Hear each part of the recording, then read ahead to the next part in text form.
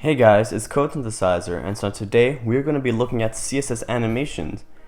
And today we're going to be looking at the animation property and keyframes. And then next week we'll be looking at the transition property. And let's first start with how does an animation and keyframes actually work? Well, basically it uses a method called tweening. And basically tweening is the ability to create frames in between a start point and an end point. So for example, let's take a box which is located on a plane, and it's at the point 0, 0, and we move it over 20 centimeters to the right. So now it's at 20, 0. Basically, what tween will do is that it'll find every point between 0 and 20, and then move the object there. Then the second definition is tweening is the ability to generate intermediate frames in an animated sequence so as to give the appearance of smooth movement, which basically is the same as the first one, which is my definition, and I think it's the best definition, but that's always up to debate. So let's go first see how to actually declare the animation property inside CSS. So as you can see, we have an element, and simply we use the animation in blue to call upon the animation property. So then in red, we have the name of the animation, which for example would be my move, or the name of the keyframes animation which you declared down in your keyframes animation. Then in purple, you have the duration, which is how long the animation actually lasts. And it can in fact last as long as you want it to. It can be 10 seconds, 5 seconds, 3 seconds, 2 seconds, half a second, it can be whatever you want. And in pink, we have the timing function, and this basically means how many times do you want to repeat your actual animation? Do you want it to repeat infinitely? Do you want it to repeat twice? Once? And so to repeat the animation infinitely, for example, you just write infinite. And then here in orange we have the delay, which is how many seconds are put before the animation starts. So this occurs once, by the way, so which means that, let's say, for example, you have an animation which lasts 2 seconds, and then you have a delay of 0.5 seconds.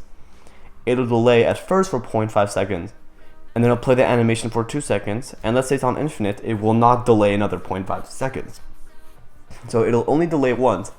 So if you want to continue on delaying in your animation, you have to actually specifically write that in your animation. So here's an example of an element with an animation property declared. As you can see, we have the animation name, my move, the duration of 2 seconds, and here I made the animation repeat infinite amount of times, and there's a delay of 0.5 seconds. So let's go observe how to use keyframes. And now keyframes is pretty simple to declare. You just basically say at keyframe, then the name of the animation, which in this case is my move. Then here we have the percentages, and so what is that? Well, basically, when you declare any percentage, so 0, 25, 50, 75, 33, 43, whatever you want, it's the X percentage of time that is passed of the duration of your animation, which means, let's say 10 seconds is the amount of time you want for your animation to occur. Well, then at this point, 33% would mean that when 33% of 10 seconds has passed, play this animation, which would be 3.3 seconds, and so on. So with keyframes, you can pretty much animate anything which is animatable. I don't know if that's a word, but I hope it is. So for example, width, height, opacity, rotation, transform, font size, color, background color. Yeah, a lot of things like that, box shadow as well. So here's an example where we change the width every 3.3 seconds if the animation lasts 10 seconds, of course.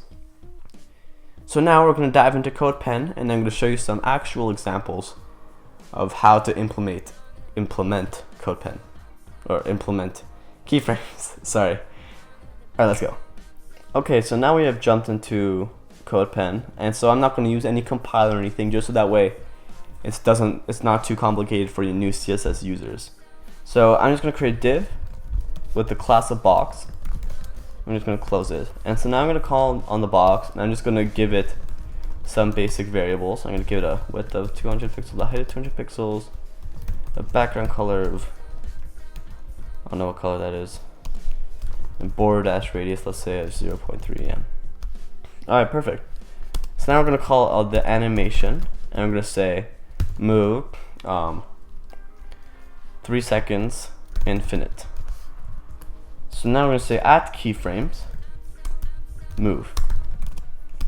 So now you should usually use 3 percentages or an odd number rather, because that way it's just the animation is more fluid. And honestly 3 is the best, because if you have more than 1, usually you'll notice the animation sort of stutters and it doesn't look very clean, while with just 3 it's very clean. So in fact the 0% and the 100% I'm going to leave it blank, because these are the reset values, I guess, kind of, where if it's blank it assumes the basic values. So in the 50% I'm going to say transform translate 200 pixels and 200 pixels. So now as you can see, when we save it and we do it again, as you can see it'll move 200 pixels forever. So we can also say ease in out, for example. So like that. Yeah, that is basically it. And we could do this to a lot of things. We can say the color, or actually let's just make things simpler to understand here. There, the color can be, or the background color can be so there we go. So it's actually not changing a lot. Let's just make it obvious. There we go. So as you can see, it literally transforms a lot of things. You can change the opacity, or it almost fades out but doesn't entirely. Playing a prank on you. We can also change the rotate, for example, to create some really trippy things. So I could rotate 360 degrees. Be fun. Let's see. Whoa, it's pretty cool.